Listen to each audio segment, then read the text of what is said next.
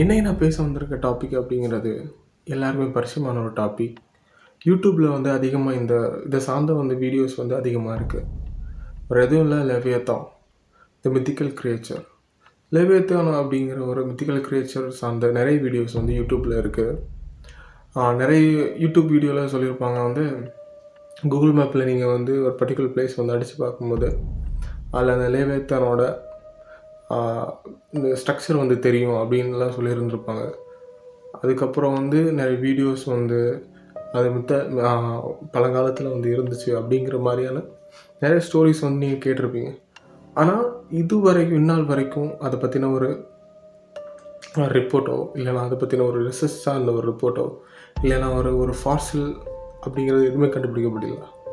இப்போ நீங்கள் டைனோசர் எடுத்துக்கிட்டிங்கன்னா அதோட ஃபாசில்ஸ் கிடச்சிச்சு.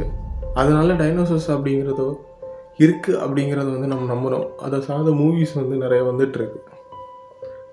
அதே மாதிரி தான் நம்மளோட இந்தியாவில் நிறைய கோயில்களில் ஒரு கிரியேச்சர் இருக்கும். அதுதான் யாழி.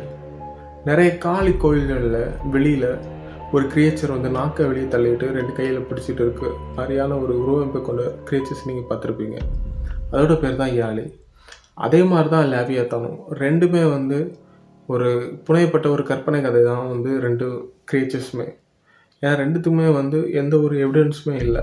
லெவியத்தானும் அதே மாதிரி தான். இந்த வீடியோஸ் இருக்குது, அங்கே இருக்குது, இங்கே இருக்குது அப்படின்னு சொல்லி இருந்திருப்பாங்க. ஆனால் எதுவுமே உண்மை கிடையாது. இந்த வீடியோ பிடிச்சிருந்தா லைக் பண்ணுங்கள், ஷேர் பண்ணுங்கள், மறக்காமல் உங்கள் ஃப்ரெண்ட்ஸுக்கும் ஷேர் பண்ணுங்கள்.